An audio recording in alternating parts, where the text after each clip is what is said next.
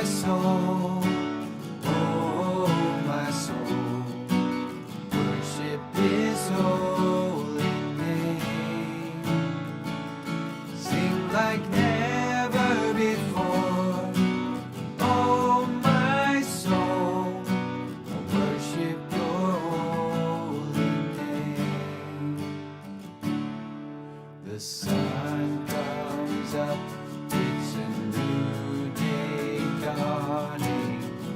It's time to sing your song again. Whatever may pass and whatever lies before me, let me be singing when the evening comes. Bless the Lord, oh my soul, oh my soul, worship His holy name. Sing like never before, oh my soul, worship Your holy name. You're rich in love and you're slow to anger. Your name is great and your heart is kind. For all Your goodness I will keep on singing. 10,000 reasons for my heart to find. Bless the Lord, oh my soul, oh my soul, worship His holy name. Sing like never before, oh my soul, worship Your holy name. And on that day when my strength is failing, the end draws near and my time has come, still my soul will sing Your praise unending. 10,000 years and then forevermore. Bless the Lord, oh my soul, oh my soul, worship His holy name.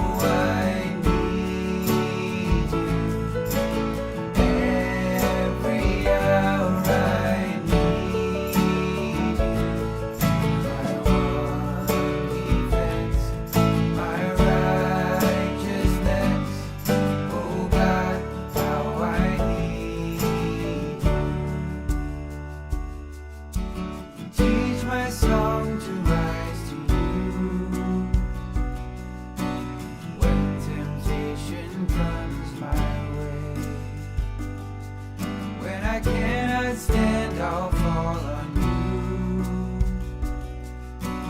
Jesus, you're my hope and stay. Lord, I need you. Oh, I need you. Every hour I need you. My one defense, my righteousness. Oh God, how I need you.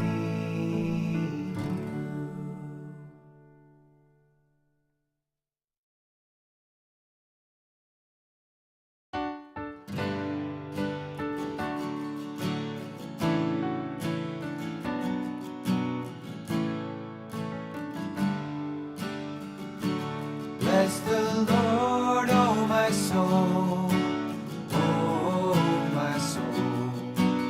Worship His holy name. Sing like never before, oh my soul. Worship Your holy name. The sun.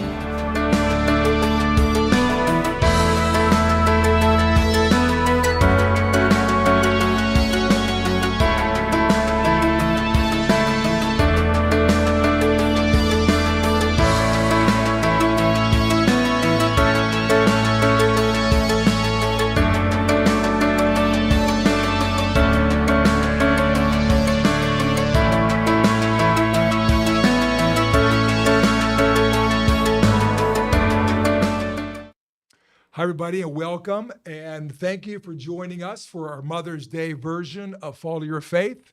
I will allow our three ladies, our three moms here today to introduce themselves in just a moment. But first of all, we're going to pray. And you're welcome to continue to offer your thoughts, your questions on YouTube as the evening unfolds.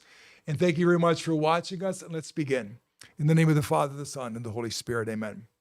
Heavenly Father, we ask your blessing upon us and help us to have a prophetic evening, a insightful evening, an evening not just for moms, but also for dads. Because while the rules are very, very different in many, many ways, they are simply, there's aspects that are the same. And so all of us need the encouragement. We need the enlightenment. We need the companionship to be able to go on with this journey of life that all of us have. So bless us and have us have a beautiful evening tonight as we cap off this beautiful Mother's Day. And we ask all this in Jesus' name. Amen. Amen. So thanks everybody for coming. And ladies, I guess I'll start with Kristen over on the far side over here, the furthest one away from me, and invite her. And you just tell a little bit about yourselves, your families, and yourselves as moms. Okay. Hi, everyone. I'm Ali Koch, and I'm a mother of 6.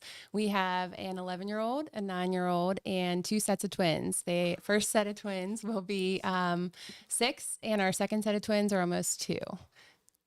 And your husband's name is? And my husband is amazing. He's and at home. where is he right now? He's at home watching all 6. So thank you, Brian.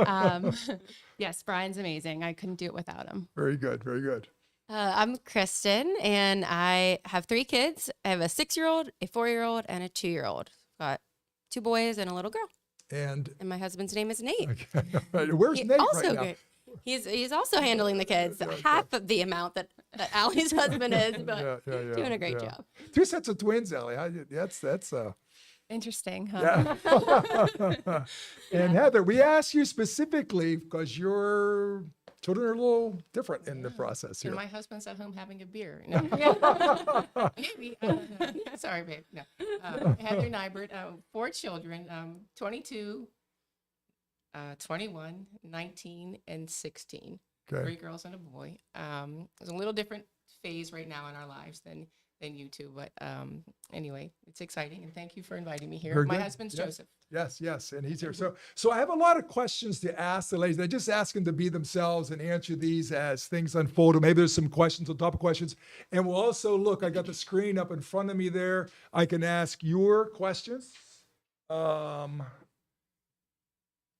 I'm sorry. No texting by the phone number tonight because Jerry's not here tonight. I guess he can't make it for Mother's Day. And so Jerry's not here. So pretty much all your questions are going to come through YouTube. Okay. So we'll watch them that way. So, ladies, here's a couple questions I have for you. First of all, let's start off this way. How do you see yourself as embracing motherhood as a radical choice today, not held by many in our culture today? Do you see your motherhood as a radical choice, a prophetic choice? Maybe I'll put it that way.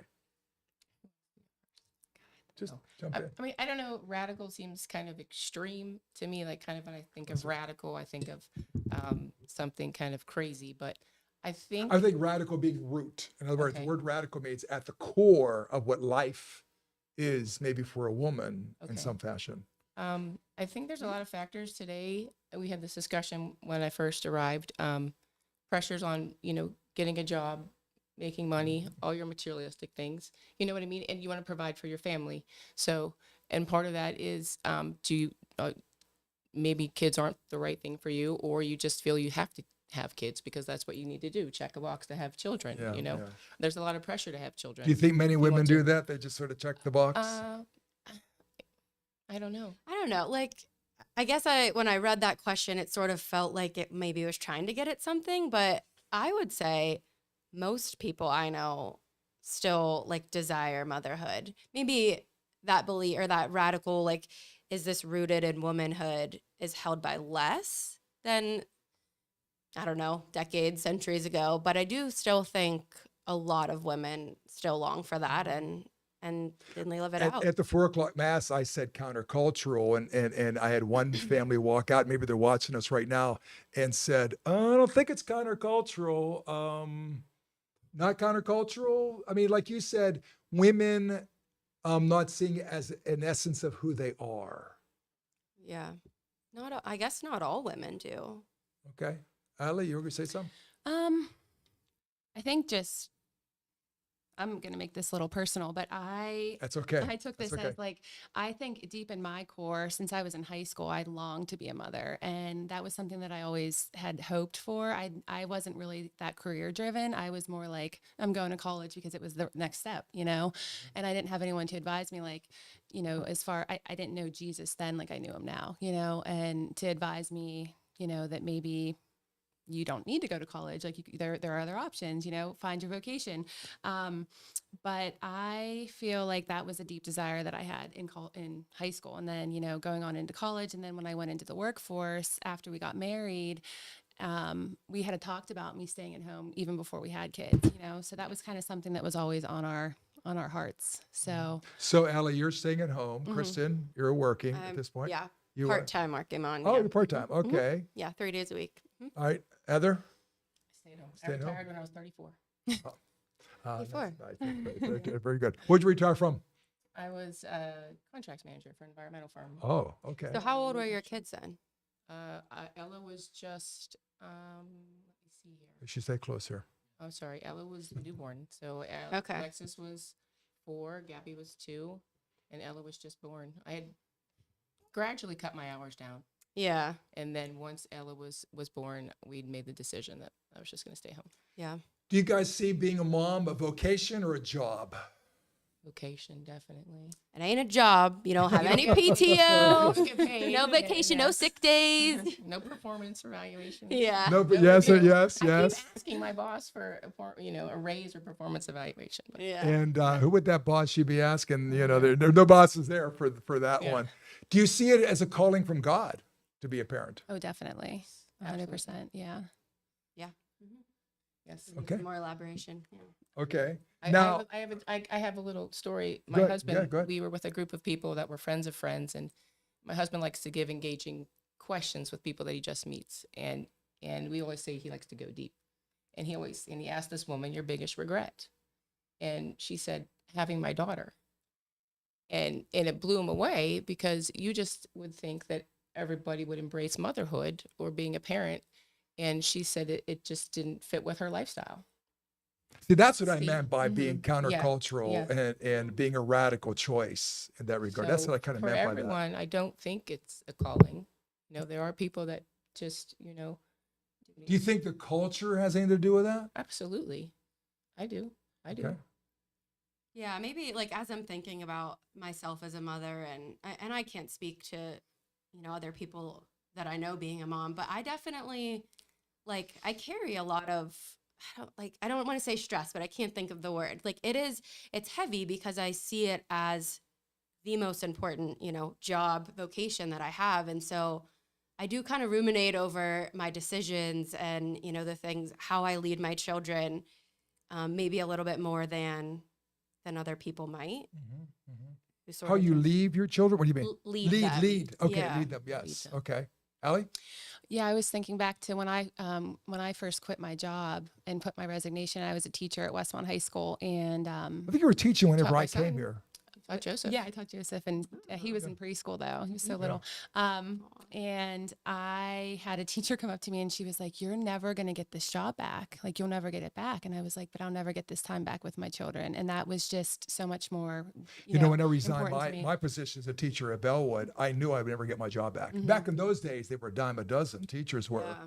That's no more the Things case, but I knew that that was the end of it for me. Yeah. And, same thing, I guess, for you. Mm-hmm. Now, Pope Francis one time said, "Mothers are an antidote to the spread of self-centeredness, a decline in openness, generosity, and concern for others, a life choice."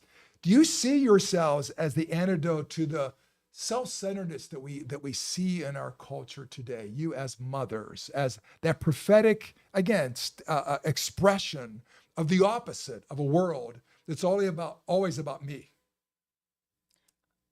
Go ahead. Oh, absolutely. I mean, I think motherhood is the most selfless act there is, pretty much. You don't learn. Why is mothers so? I mean, I'm not questioning. I don't Yeah. disagree, but it's almost like you guys are the selfless of the selfless. What do we men kind of look at it? Ooh, we're kind of like we're not bucking up here to the same degree. I don't think. What is it about you that makes you that? Design. I don't know. I mean, I think men have come a long way as far as, what they're given to their families and to their kids. But I don't know. I feel it's something ingrained in us. And yeah, I don't know. Actually, I had a quote about that too. I know, quote on a quote. Sure, go But ahead. it fit Yeah. with this. Yeah. Because it says a woman is capable of more sustained sacrifice than man. Man is more apt to be the hero in one great passionate outburst of courage, but a woman is heroic through the years, months, and seconds of daily life. Not only her days, but her nights, not only her mind, but her body must share in the Calvary of mothering. Who said that? This is Archbishop Fulton Sheen. Ooh, you're going way That's a back with good that one. one. Yeah. I don't know. You're God. right. It's right. Like a man, we'll do something great, like, for 5 minutes, but you guys seem to have the ability. It's almost like life is a marathon. It's an endurance. Yeah. And you guys are continually day after day after day. I have to say, Brian is like he's so selfless. He helps. I mean, I would say I don't even know how he's an incredible help because we have two sets of twins. But let me ask you He's this, almost though, Allie. been forced to. Brian's incredible help, which he is, okay. But what Allie's a really incredible help here. She really helps out a lot. Would Brian ever say that? If I was interviewing dads, Yeah. would any of these dads, Allie's a really incredible help here. Would it be like, it's almost like, well, duh, I mean, Yeah. That's almost like ridiculous to say. I think just in our family situation, he's almost forced to help, but he does, and he does it willingly. And he's always like, I'm trying to bear your, what's the word I'm looking for? Lessen my load, he's like always trying to help in that respect. It's kind of funny. I did the moms group and stuff. And those of you that were in the moms group, we had kids flying all over the place. We had projectiles flying all over the place sometimes. Goldfish crunching on the floor. Yeah. But you notice that the dads group didn't have any of the little kids in it. Why is that? They weren't welcome. I don't know. We are very good at Dad, you want to respond to some you of that? take the kids next week. Yeah, dads, come on, let's do that one. So, wonder why that is. I don't know. We are good at multitasking and filtering. Even in my work, I'm in pediatrics, so kids are tantruming and parents are like, oh, I'm so sorry. I'm like, I am fine. Let's just keep on going here. Like I am used to the chaos in the background, basically. I feel like we're good at I that. think everybody kind of handled it. Everybody was surprised that I could actually at some level handle it. They were all shocked that I could actually do something with it. Yeah. But I didn't mind it because I wasn't, but I've been getting used to it with the kids in mass more and more because we have more and more kids at mass, and that's a good thing, and getting used to that. And I think parents are pretty cognizant of what's going on, and I think they do a good job with all that too. Here's a quote. One of the books that we did way back in the beginning was this book by Carrie Grease, I guess is how you would say her name, and it's called Ultimate Makeover. Now, that's an interesting comment, and the person who writes the introduction to the book is Vicki Thorne. Vicki Thorne is the founder of Project Rachel. I don't know if you know what Project Rachel is. Project Rachel is an organization that helps women who had abortions. And she writes this: the following pages offer an explanation of motherhood that is realistic and honest. Carrie Grease does not skirt the challenges and hard times. More than a survival guide, this book shows how motherhood really is the ultimate makeover. How is motherhood your ultimate makeover? Makeover of what? I think it's a constant pouring out of yourself, all day long. So you're being stripped of all of your selfishness and your own desires and what you want to do. And it's focusing totally on serving, You ever feel like you're a failure at that? Yeah. Oh yeah. There's Yeah. always bad days. Always days. Yeah. Well, Yeah. more when the kids were young. You got your age. Yeah. Yeah. And now you just pray that you did it right and they don't screw up really bad when there's big mistakes when they get older. I know. I would love to get into that in a little bit. Just What's the difference in the challenges of you guys? Like your oldest is 11, your oldest is 6, your oldest is 22. Who's graduating this year from LSU. Mm-hmm. So what's the big challenges different? What do these two have to look forward to? Well, I think the past 10 years, the dynamics of our generation of these kids growing up has changed significantly. Even, just social media alone. So one advice, and my husband and I talk about this all the time, be present. That's it. Be present. Be there for them as much as you possibly can. Engage them. Don't check out. I think it's too easy for parents, especially working parents, or if their kids come home from school, they want to talk about the day, if they've got things going on with friends or boyfriends or girlfriends or, peer pressure or whatever. You want to hear about their day. Don't let them just pick up something and walk away. And be engaged in their life. Know what's happening. That's really good advice. That's really Yeah. good advice. Yeah. Really good advice. Now, back to my question about makeover. Ali, you said it's just the makeover is I am moving from selfish, self-absorbed, whatever, to this selfless person I never knew I could be. Exactly. And, it's hard to fight that every day if you are on social media, because even as adults, you see other people doing things like we haven't taken a family vacation because it's so hard with 6 kids and 2-year-old twins, to go to the beach, it would just be miserable. That'd be dangerous. It would be so unenjoyable. And to take our families would be challenging too, because my dad's still not, 100% well. So, he's doing phenomenal, thank God. But, it would just be, we would need help in order to go do that. So it's hard to, An army. Yeah. So, but I'm like, okay, just enjoy what we have and just try to be in the present moment with my family and enjoy, because everybody tells us to enjoy them while they're young, And so we just have really just been trying to embrace all that. And yeah. What's the ultimate makeover? Yeah. I've been talking what Ali just said, which is good. Losing your self-centeredness and your selfishness. I think the decade of, your 20s is this, I don't know if it's new. I don't know how long this change has been going on, but is this I'm a working person, I'm making money, I'm having fun, I'm traveling, I'm going to the bar, I'm doing whatever I want, whenever I want. Some people are married, some are not. And I had Luke, I think I was 24. So had a few years of that. And then for me, motherhood was really kind of mourning that, as a lot of my peers and friends were continuing to live that way. And Nate and I are now being called to a very different lifestyle. I feel like it really took me a few years to let go of that and actually embrace the sacrifice that being a mom is, and not just be like, okay, I'm doing this. This is what I'm called to. This is my decision I made, but I find joy in this now. So yeah, you. Yeah, I don't think there's a vocation out there that's the eternal dater. Yeah. Just dating and going out there. I think of ultimately, and I say to the folks that get married that I talk to, I say, ultimately, there's a cross in pretty much everything that you're going to do if it's worthwhile somewhere along the way. Because if there's no cross in some fashion, I don't know that it's authentic in some way. Which when you're talking about the losing of your self-centered would be the cross I'm talking about. Yeah. With all that. Another quote from Pope Francis, he goes on to say, a society without mothers would be an inhumane society. And there are societies that try to crush motherhood, I think, in some ways. Well, think about it. I think just by nature, mothers are more nurturing, more loving, more caring. We didn't have that in the world. If we weren't raising our children that way, think of how people would be. Yeah, how sad it would be. Right? Yeah. Right? Yeah. I mean, if without that presence, I mean, not that fathers are too, but I just think, We'll get to them one day, maybe. Yeah. Couple weeks.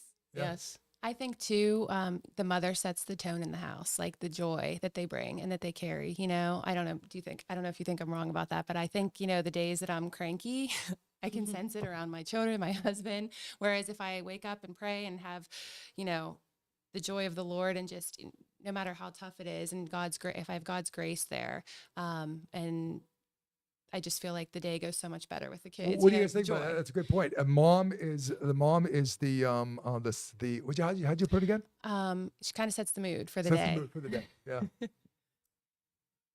I would say in our house, I think we both really rely on each other to not let the other person set the mood when the mood is bad, So like if I'm cranky, I think Nate, he just tries to like, okay, I'm going to roll with this. He'll kind of like make fun of me about it a little bit. And That's a guy thing. That's yeah. a guy thing. And, Yeah. and then vice versa. Like if he's got the mood, I sort of flip it around. So I think it can go either way for us. And so we sort of just try to like, all right, let's not both be sour right now. Yeah. Yeah. What do you think? Well, my kids are older, so if your mom's in a bad mood, they're like, what is wrong? They'll kind of say something to you. Yes, they're going to say something. So, Yeah. Yeah. I think, but when you're younger, absolutely. I think they feed off of how mom is doing. So if mom's sad, they're sad. Right. What does Nate mean whenever he says, Noah came with me 1 week? What is that? To the dad's group. He took him Oh, to the he's dad's defending group. the dad's He's group. like, hey, I had him once. Okay, you go, Nate, with that one. That was a good one. But I think the last time we had the moms thing, we did that thing's flying all over the place with all that stuff. But I was going to ask you guys, maybe this is one for you, Heather. Maybe it's a little too early for you guys yet, but maybe not. Social media with your kids. Okay, I'm going to give a shout out to my husband because this is his words really, and this was years ago, over 10 years ago. He used to call these things in social media the devil's milk. Yeah. And it has been a common phrase in our house. Yeah, make sure you Yeah, stay me close. Stay Yeah, close. yeah, Close. common phrase in our house. And we were very strict on our kids. Ask any of my children. And they I've already talked to your husband about this, and I they know will he's talked know about that- this. Yeah. Open to practical suggestions. So age limits or like time Our oldest limits. that is 22 right now got her first cell phone when she was 16. Wow. Yeah. That is Is very radical. Now, is that a dated, right Is that now? a dated age? Yeah, now. And now my son has had his, he's 16 now. I think he's had his for 2 years. So Still. we did lighten the lip, but, he started working younger. But it's just, I had an app where I could block their phones at 9:00 at night. So they I couldn't think go- that is the best. I talk to more, especially young girls, who sit in their beds at night and they're on that phone with their buddies They're and not stuff. allowed to go on the kitchen table. Yeah, Plug yeah. in A- at 10 As o'clock at night. as it should be. Or whenever they go to bed. As They're it not should allowed be. to take them. I mean, now they're older, obviously. Yeah, yeah, Oh, yeah. Oh, it's not. Yeah, push it in here. tighter there. Do you want, her and I can share. There Is you it go, working there you go. now? Okay, all right. So no one heard anything I said. Take What was the recap? nothing. All right, social media. I want you to say real quick recap. Go ahead. Go ahead. Oh, Go ahead. okay. Social media. My husband has often called it the devil's milk. and in our house. So Not the rules. They Right. said they're not allowed to take them to bed. yeah, no phones to bed. No phones to bed on the counter at night. And we actually, when they were younger, well, our oldest, like I said, they don't get their first phones until they're 15 or 16. We had an app that locked their phone, so they couldn't do like Snapchat, Instagram, Twitter, Facebook. Good. Yeah, they just Yeah. said you were good. Now, folks, I have any questions of these three as we go on. Now, I have another one here for you guys. This is from the book. It says, today's Western women who live in unprecedented wealth, health, and opportunity reported being very unhappy. 1 in 4 women, 29%, are on antidepressants. 11% are on anti-anxiety medication. 8 million suffer from drug and alcohol addiction, and obesity rates have never been higher. 70% of divorce in the United States are initiated by women. Bad diets, abortion, 30% of females in the United States have had an abortion. Your thoughts? Wait, what was the statistic on abortion? 30% of females in the United States have had an abortion. 30%. And that doesn't even, I bet that's an underreported number given the pill that they can take to do that. So Why are they so unhappy? Why are women so unhappy with unprecedented health, wealth, and opportunity? I think there is so many answers to that. One, I mean, I'll just shoot out a few, and then you guys can I think social media for us as moms is playing into that comparison in general, whether you compare yourself on social media or to other people that you know. I think isolation is a huge one. Back in the day, or even What do you mean isolation? so like Bridget Barbin, who, when she goes to Mexico, she's like, all the family lives in one big house. The grandma, the aunts, the cousins, everyone's there. In America, it is every man for themselves, every family for themselves. Individualism. Yeah, absolutely. Yeah. Absolutely, And yes, so absolutely is. there's the village is not, you don't grow up in a village anymore. You really have to work to build it. And so I think for people who maybe lack confidence to go out there and build their village, or other reasons, don't have grandparents, don't have this or that, isolation, I think, is a huge. I know many people that have hardly any family whatsoever. Any family. What do you think, Ali, about that one? I agree. Are the women that you guys meet day in and day out, I mean, seemingly pretty unhappy? Because they don't know Jesus? That's something I would say. So. I got to think about that a little bit more. Heather, do you have any thoughts? I mean, I'm not going to point anybody, I just think a lot more, especially I think maybe 30s or 40s women these days are more into anxiety meds, depression meds, things like that.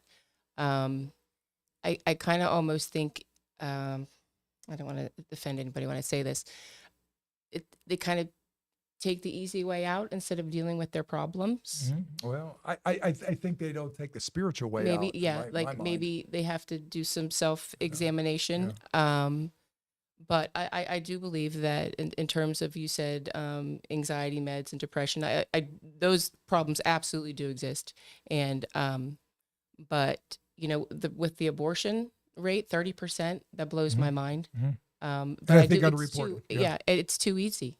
It's too easy. It's very, very easy. And it's almost very easy. like they already know they have that choice going in. As one doctor said, it's like taking Tylenol, and I can't imagine for who, and I can't imagine that the woman doesn't have any kind of, if that's killing a child, how can that not have any effect on the woman? I can't imagine that. I don't understand how that works. But anyway, I'm not a doctor. But So. I think moms do have that perception where they have to be perfect. Like, again, to why Yes, they you need do. to have this balance of, everything being perfect. And there's just so many things to compare yourself to in everyday life, other moms and everything out there on social media. I don't So- forget one mom saying to me, gee whiz, now I get to do everything. And that moms go back to work and moms, Yeah. are doing, and now you want you want the guys and everything, all that. Now, gee, I get to do everything. I get to go to work. I get to go home, get to cook the meals, got to take care of the kids, do everything now. And so a lot of yes. pressure on you in that regard Yeah. to do everything. But I think being in a society that's so focused on wealth, and race to the top, again, it's like we really have to empty ourselves out. And There's a lot of pressure to be part of all that. yeah, I mean, yes and no.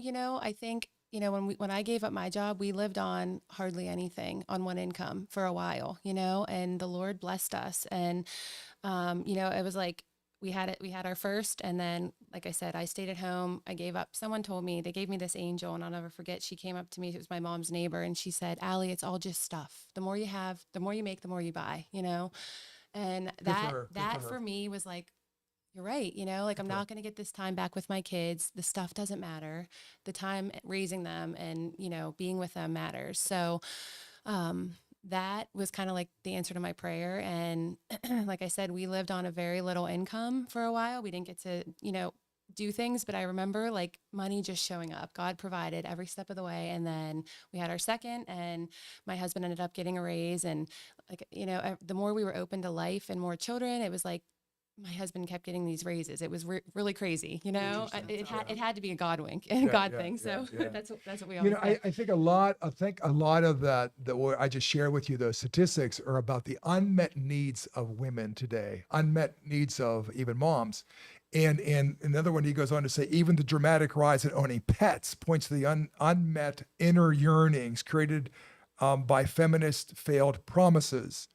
Your thoughts about that? I never listened to the radio, never. I turned it on for whatever reason. I was coming back from something, and the DJ, or they still have DJs. I don't even have DJs anymore.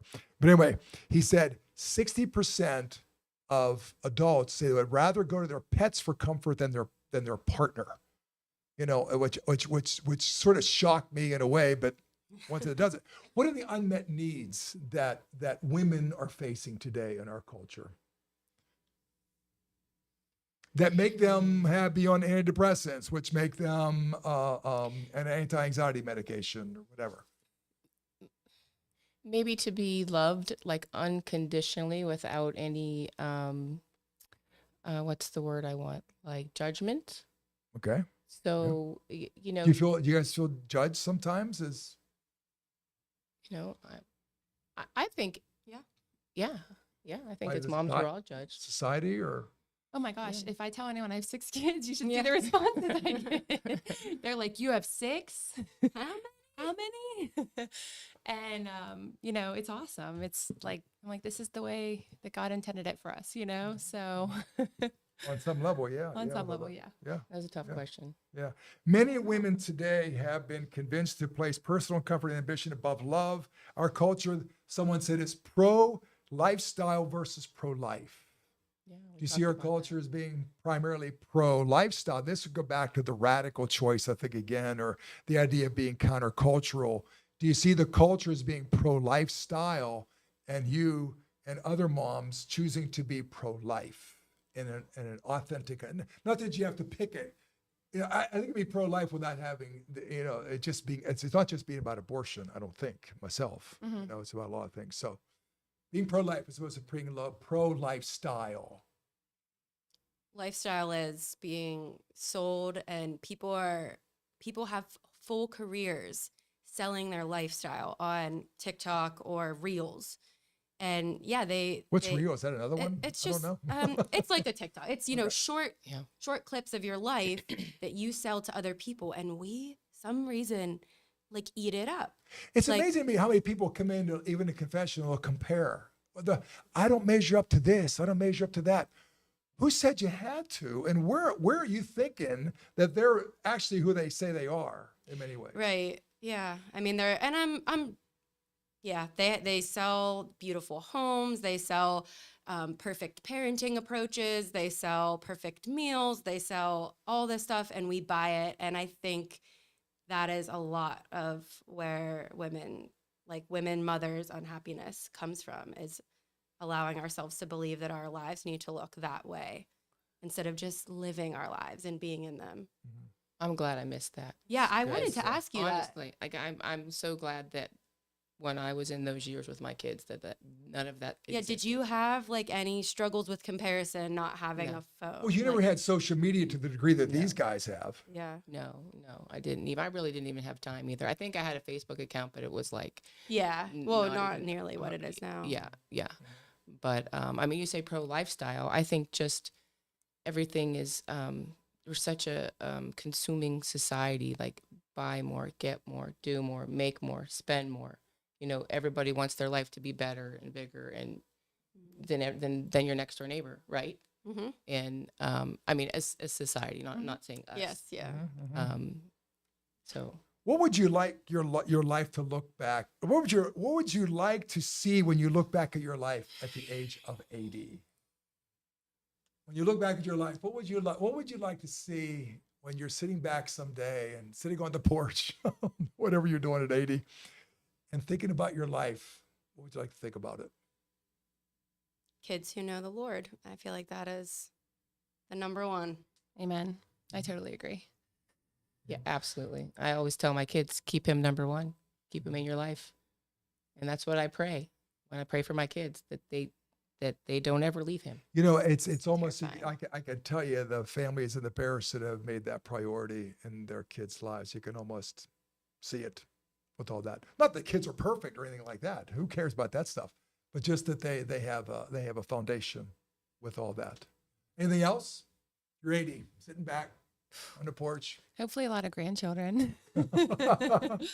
that you don't have to take care of so much. You know, so- Oh, I'm alive at Good work. 80. You Yeah. know, Yeah. I don't have a ton of expectations. I think, I don't know, like I don't have a huge bucket list. I'm enjoying my life and my kids and how things are unfolding right now. So Mhm, if I die tonight on the way home, love you guys. It's been fun. So nothing on the bucket list at all for you guys? My husband and I talk about, we didn't get to travel much. So we hope that we are able to we talk about doing just serving the Lord wherever he leads us. We want to go travel, but hopefully visit grandkids and just build a house for someone or whatever, Mm. wherever God calls us at that That's time. awesome. Daily mass. Yeah, you know, I Love think daily of that, mass. 'cause your lives are very full of every day, and like it's very full of every day. I can think, I like to read that book, but I just don't have the chance, or I like to think, or go to that place, or be with those folks. Here's another quote from the book. In his insightful book, Man Enough, Dr. Frank Pittman, a man speaking, says, these guys who fear being a dad don't understand that fathering is not something perfect men do, but something that perfect the man. The end product of child raising is not the child. The end product is not the child, but the parent. What do you think about that quote? The end product is not the child, but the parent. Let me see that. What is you guys going to change? Whenever, let's say your kids are 30, your kids are whatever, 20 or whatever. What are you going to be like whenever what are you wanting to be like when that all occurs? I'm the thing that comes to my mind is our children are here to make us saints. We're not here to make them saints. They are here to make us into saints, right? I mean, as our vocation and as our calling. So that's what comes to my mind with that. I read that wrong. At first I thought that was like Unless I'm the reading end it wrong. product of your child isn't about your child. It's about like how you did. I was like, oh, I don't know about that. Well, That's what are you not trying to even- say? Like, what are you going to be like Yeah. when it's Hopefully kind of- sanctified, more Yeah. sanctified Yeah. than now. Just Yeah. yeah, more and more and more selfless. And I guess I hope sort of what you were saying, Ali, that like what we've learned being a mom, really we can, like, once we're done with this really hands-on time, that we can start to evaluate the needs of other people, like then go out from our families and give our money to other people, give our time to other people. Right now it does feel hard to like minister or Would you serve feel outside that the service family. of others at this point in your life with your kids, but service of Right. others is what you can pretty much doing for the rest of your life Yeah. some way. Yes. Either this is my brother or my sister-in-law, I can't tell. My church, I'll read it from here. My church was the best place, this must be Susie, was the best place for my kids to socialize with friends. That's what the Catholic Church is working on now. Has it become a good place to socialize for your friends? They meet friends in the church? Now, our school, it doesn't have as many students in it that are part of our milieu as a parish as it used to be, but Well, our kids go to Westmont because we love the families at this parish that their kids go to Westmont, so that's kind of when we were praying about that. That's what we decided, because Okay. we're giving them the faith foundation at home. I mean, I would absolutely love them to have a little bit more than, obviously being in a private school versus public, but we know that's our job, right now to, Right, sure. to foster that. So Sure. I kind of want to tangent if I can. I think our church is great. Yes. I think it's an awesome place for us as parents and for our kids. I think this is when I reflect back on my own childhood and, all three of us are all practicing our faith, a living faith. And I often reflect on like, what did they do right? Because it's so very scary. Like, just seeing so many kids and young people leaving, what do I have to do? What do I have to do to get them to get this? And I think my parents at some point exposed us to people outside of our family who believed. Because at some point your kids, they trust you, but they need to hear it from someone else. They need to hear it from peers. And we had a great exposure to other kids our age and people slightly older than us, giving us a really alive faith. So What do you guys think the parish should be doing that maybe we're not, that we could do better at, that we should be doing more of? And folks, if you want to jump in there too, what do you think the parish here should be doing that we're not, to be able to encourage? I would say, I guess I'll talk mostly to these two because Heather, you're, well, maybe no, I think you're included in all this. In parish council, we're talking about a 5-year plan right now. We're just getting started. And we all agreed that the one group of people in the world that we want to somehow crack that nut and somehow get them to come back is young adults. Not the kids. I'm not worried about the kids. If I get the parents or the young adults to come, then I think we will have cracked the most difficult group about us getting them back into the life of the church. Any advice you would have for us on that one, being that you guys are the young adults we're trying to somehow That's not engage? me. no. I'm not a young adult. What about your kids that have gone through, Well, yeah, but your and, kids- like, yeah. I'm business. I want to tell you this. So our kids all went through religious education. Mhm. Our youngest is a sophomore right now, so he just finished. So next year he'll make his confirmation. Right. They all continue to go at Penn State and LSU. They go to church every Sunday. And our oldest, Alexis, she has done Life Teen for 4 years down there. that's awesome. Wow. Yeah. Wow. Yeah. Wow. And she loves it. And it was every Sunday night, regardless if she had exam In or final. college? Yes. Yeah. So Yeah, they had Life their Teen local then. parish. Okay. She did a Life Teen. She texts me. She can tell me the name of it. But yeah, she was one of the teachers. Oh, okay. Oh, Yeah. I get it. So I get she it. went Oh, on. yeah. Oh, She good, went good. on. That's Yeah. wonderful. She went on Yeah. to teach. Yeah. Yeah. Yeah. Down in Baton Rouge Okay. while she was in college. So Okay. I think that's We love to have her up That's- here. Oh, so anyway. that reflects Yeah. good on our program here. Yeah. That she wanted to continue to do I'll that. tell Hannah that. That's a pretty good one. I'll tell And her I'm that. biased, so I was going to say I think our parish does an awesome job, with religious education. I know we shouldn't compare it to the other parishes, but we're doing a phenomenal job, I think, with the kids. And young people, I don't know, that's just such a tough one to crack. My mind's always racing on that, Yeah, my mind is constantly racing on that one. I just think keep praying, How'd you get, how'd you get John? Because I'm like thinking of my own self. I sort of had my conversion experience as a high schooler. And so I just never left. So I don't know the people who have left, who haven't really met Jesus in high school. How do we expose them to him as young adults? I don't know. You ain't John Livingston you're talking about? You said John? Yeah, because I was reading. That's a whole nother 'cause story. he- Yeah, that was a whole other story with He him. didn't, you got him in as a young adult Yeah. who wasn't necessarily a believer. But John was searching. Yeah. He was like, I talk about those different thresholds. He was searching for something and he was just Yeah. ripe for the picking and Yeah. all of that. And Alpha was a big Yeah, thing. alpha. Now, Kristen, it would be nice to Someone's have on. children's masses where kids can explore the faith. We tried that with Life Teen. And what happened was the kids wouldn't come to the mass because they wanted to go with their parents. We wanted to have just masses for the kids on Sunday evenings. We never pulled that off. It And is remember, great. John was the music guy, and he was doing the music for all that, and so it was all contemporary stuff.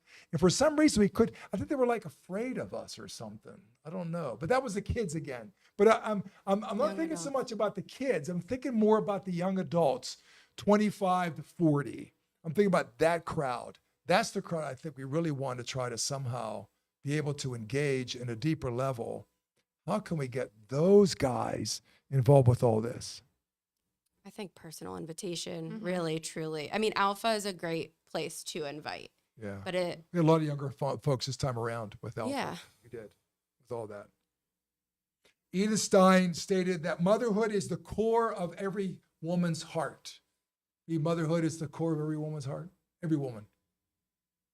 I don't know about every woman, Yeah. no, because I do think there are women out there that truly, like Heather was saying, don't Yeah. want An example that. I said. Yeah. Don't want to have any kids. Mm-hmm. Yeah. Now, would they want to nurture it in a different way? Maybe? Or are they I think just sort of interested in the hospitality. lifestyle? I think so many. I mean, even I don't know, women I know that don't have kids, like still might be like they're so hospitable, and I think Okay. that is a very mothering quality about us. I know younger people that have choosing not to have children because they don't of what's going on just in the world today. But has it been any better ever? I mean, I don't World War know. II, World War One, different know. things like that, I think at Time of Great Hope, it met along with all the struggles. I agree. Is there any women that you particularly admire that have been models for you? My husband and I had this conversation. I think all growing up, we look at our own mother, right? Mhm. And my mother was amazing. And then you have like the Blessed Mother, who was like, Okay. okay. Okay. But then I'm like, who do I admire that I can relate to, relatable? And you came to mind. Oh, Amazing. Amazing. Just because 6 kids, 2 sets of twins, I thought having, 4 kids in 6 years was mind boggling, but yeah, you're amazing. So I'm not, but thank Yeah. you. It's Yeah. all the Remember, Lord. remember when you told me, Yeah. because Kristen was helping at our youth ministry and everything else with information. She goes, I think I got to step back. I'm pregnant. I went, well, congratulations. That's great. That's wonderful. And I'm having twins. Again. So yeah, I remember that. Remember that conversation. Yes, I remember that. It was not You know. not an enjoyable one. I don't want to. Yeah. So we keep on plugging it a down. little bit here and there to be able to come back. But anyway, are there other women you admire? There's so many women in this parish, I mean, you guys definitely.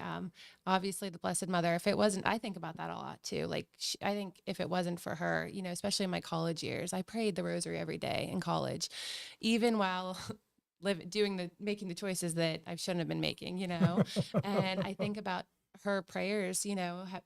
Got me to my relationship with Jesus, and so yeah, her. Evie West, Karen Wood, just some wonderful, Allison Messina in the parish, Michelle Messina. There's just so many wonderful women in this parish. And I'm sorry if I'm missing anyone, but some of these mothers that have helped me along my way and in this journey, so.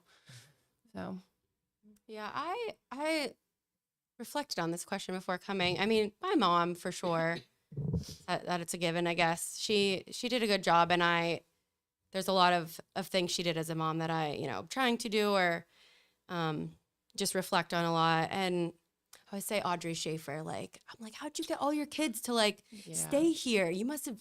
And Ashley, Ashley will be like, my mom, she never yelled at me. So I admire her if you're watching. What? But I What?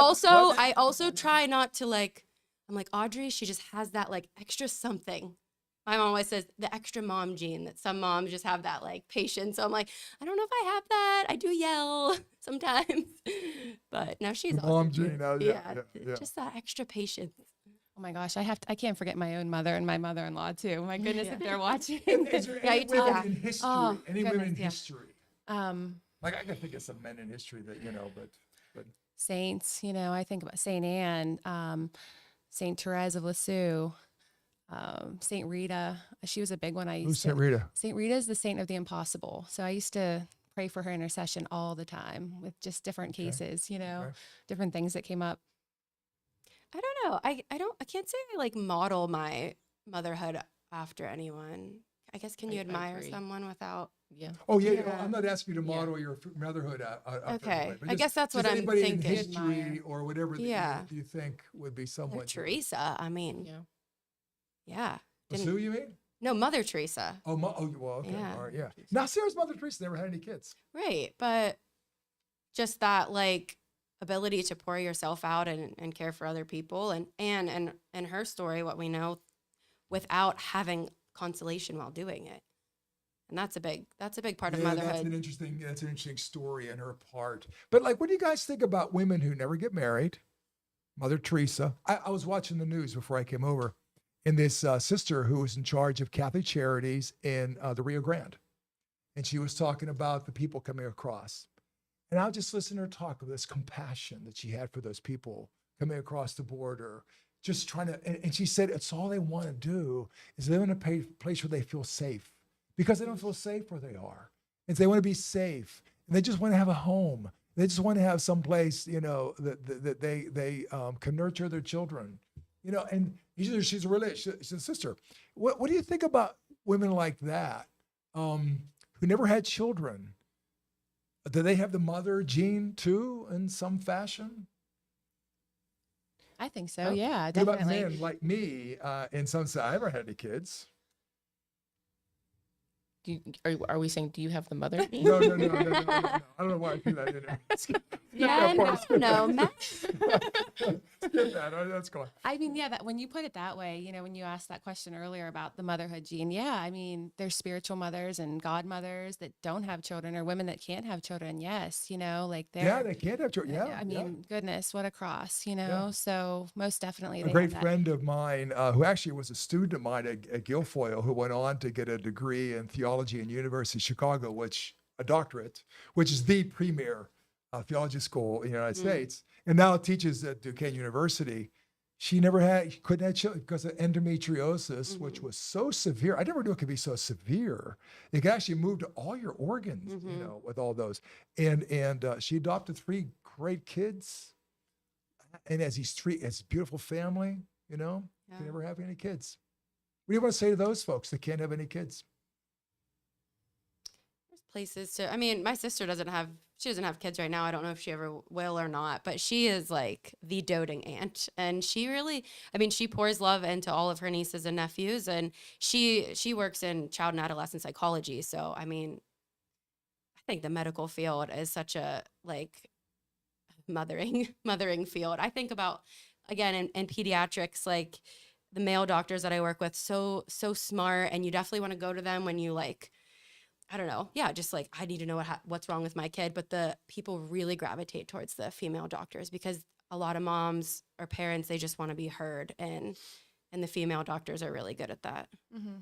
That's my next question. I was going to ask you, what does the feminine genius bring to being a doctor, being a lawyer, being a teacher?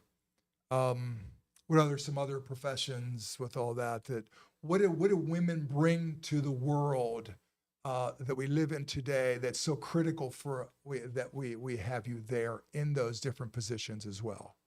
Judges, I'm thinking of, Linda, with different things, all that. Probably compassion, I would think. Yeah. Kathy Vigna's coming to mind. She's incredible with all those kids, like religious ed, and then all the years that she was a teacher. I think about all those kids she probably helped, because she is so loving, and she makes every kid feel like they are worth so much. They're so loved. Right. I think she's awesome. Yes, I would agree with that too. And then, a proud godmother, at least we'll say proud godmother. God bless you with all that too. Thank you, Ali, for including those who can't, I'm sorry, I can't read my thing here. I'm getting clarified on my microphone. Who can't, for that matter, women who aren't in stable, loving relationships too, with all that too. Yeah. I've known many women that I've talked to over the years that don't want to have any kids because of the situation they find themselves in too, with all that. Yeah. So I want to ask you one final hard question, if I can. Hard. This gets at the heart of, and I'll use the Bible for this one, okay? Oh boy. And I want to go to Ephesians chapter 5. Oh, this one. Okay, now, and see what you guys think about this. I want to start it this way. And in Ephesians chapter 5, it starts off by saying, defer to one another out of reverence for Christ. It's talking about husbands should be deferring to their wives. Wives should be deferring to their husbands. There's a mutuality there with all that. Then it goes on to say, wives should be submissive to their husbands as if to the Lord, because husband is the head of his wife, just as Christ head by the church. Now, I have no perceived notion of what you're going to say here. So every man seems to stop reading at that point with all that. And then it goes on to say this. It says, husbands, love your wives as Christ loved the church, gave himself up for her to make her holy, purifying her in the bath of water by the power of the word, to present to himself a glorious church, holy, immaculate, without spot or wrinkle. Husbands, love your wives, should love their wives as they love their own bodies. He loves his wife as he loves himself. So I guess the question I have for you, if there is a mutual subordination to one another, like somehow we're supposed to defer to each other, there's a mutuality in that. How would you see that mutuality of being subordinate to one another in a way that's unique for women and unique for men? Does that make sense, my question? Say that again, the second part. Your mutual subordination. There's a sense in which you're supposed to be subordinate to one another. Right. Okay? How is that? But they're not supposed to be the same, it seems to me, in some fashion. There's a difference. Because I think there's a difference in whatever Paul's saying here and all this. What is that difference? I mean, there's a man, how should be, let's do it this way. How should a husband be subordinate to you? Are we talking parenting? Are we talking I marriage? think I'm just talking about marriage. Let's talk about marriage. Let's talk about marriage. I think we're off the motherhood thing for just a moment here, but talk about marriage. How should a man be subordinate to you? Men, are you surprised to know that you're supposed to be subordinate in some fashion? Because it says, defer to one another out of reverence for Christ. Defer to one another. How should the husbands defer to you? I'd like for you to ask this question on Father's Day. Well, okay, how should you, if you want to do it this way, how should you defer to them? Every time I think of this verse, I think of the Bible in a Year when Father Mike Schmidt talked about how it's a race to the bottom, in your marriage. It's a race to the bottom, and you're always trying to serve each other, right? So that's a very interesting, a race to the bottom. A race to the bottom. Explain to people what that means. I think it means like you're how can I serve my husband today? That when I wake up, I ask the Lord, I'm a disciple. I'm your disciple. Use me as you will today, with my husband, with my kids, because that's my calling right now. That's where I'm at. So, I go out and make get the coffee ready for him. I start getting breakfast ready for all the kids. And then the kids four of them go off to school, and then I'm left with two. And then the next thing I'm thinking is, okay, Brian goes off to work, but he's working from home. So, I'll usually either take a cup of coffee back, or I'll be thinking about, okay, what can I make him for lunch today? Things like that. So that's your race to the bottom. That's my race to the bottom. How can I serve him? Or what can I do to take something off of his load today? And I know he does the same for me, because he's always helping with the kids. We'll get to him in a minute. Anyway. What's the race to the bottom? I like that side. That's perfect. I get you're sort of talking about serving, serving our spouse. I reflect on this verse in decision making. Ultimately, is he the final decision maker in the family? Is there ever a chance that you could be the final decision maker? Is that what the scripture's saying? So that's my question. Do I live that out? No, I am a very controlling person. So sorry. So what's Nathan? You're he's yeah, I don't know. What do you guys think? Is it you're the man in the family, he is the final decision maker. With everything? Is that what it's saying? I'm gonna ask a stupid thing. What color of the carpet we should have in here? Does he always have to be the final decision maker? No, I guess I'm thinking things of value, or I don't know, how you discipline your kids, or I don't know. But your husband has to serve Christ too, which I think all of ours do. Because then he has to wash your feet. He's willing to die for you. He has to do a race to the bottom too. But I'm thinking about you guys first. We'll get to those guys in a minute. Heather, you want to throw something? I don't know. Your race to the bottom? I'm thinking back to when they said subordinate, right? Yep. Okay, and be subordinate to one another. out of reverence for Christ. I know, and then I kind of think more like Oh my gosh, it's almost done. okay, more like Go ahead. supporting. Like I feel like subordinate is such an old fashioned Yeah. term. You Yeah, know what I yeah, mean? yeah, Like, yeah. so I would feel like just supporting him in the best way. He earns the money. He does everything. So I feel But like it's that's something- my, okay. you know, my supporting him is I will do everything else to keep our family Your together. job is not paid, but I want to get a couple Mhm. comments in here that some people. I have always looked up to my mother. This is Michelle Santee. Her devotion to the Father and faithfully accepting His call to exemplify, and that will always be something I cherish. Betty Sherman said, "Thank you for embracing your motherhood, also for including those unable to have children as women who are filled with the mothering gene and mother to many." Michelle goes on to say, I feel subordination could also be showing the utmost respect for each other, listening to each other, caring for each other's needs, Yeah. which is what you guys said. And I thought I'm glad I asked that question because your answer helped me a great deal to make sense of it myself. So Yeah. thank you, ladies, very much for this evening. Again, we kind of raced through that pretty fast. Yeah, ooh. Thanks for Yeah, having we well us. done. Yeah. Any final words? Any final words before we end? I'm going to repeat my be present because I think my mic didn't work then. Okay. Yes. Yes, in your children's lives, be present. Be present. It's one of Yes. the most important things about mothering and parenting. Yep. Yeah. All right. I did not plan closing remarks. So I'm just going to say thank you to all the amazing mothers out there. Yes. And just, I know we're all trying to do our best. So just keep serving the Lord and doing your best. And I Yeah, have happy to, Mother's Day. Happy for Mother's everybody. Day. Yeah, to all of you. Yes. And next week we're going to be we're going to do our Pentecost version of our Follow Your Faith. I think we're going to have a couple.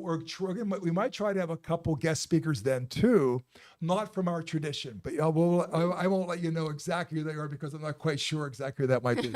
Might be Ray Streets. Might be one of the persons we might have on. to talk Nice. about Awesome. what that all looks like for them. So thank you, ladies, very much for coming. As I always happens, I learned a great deal today.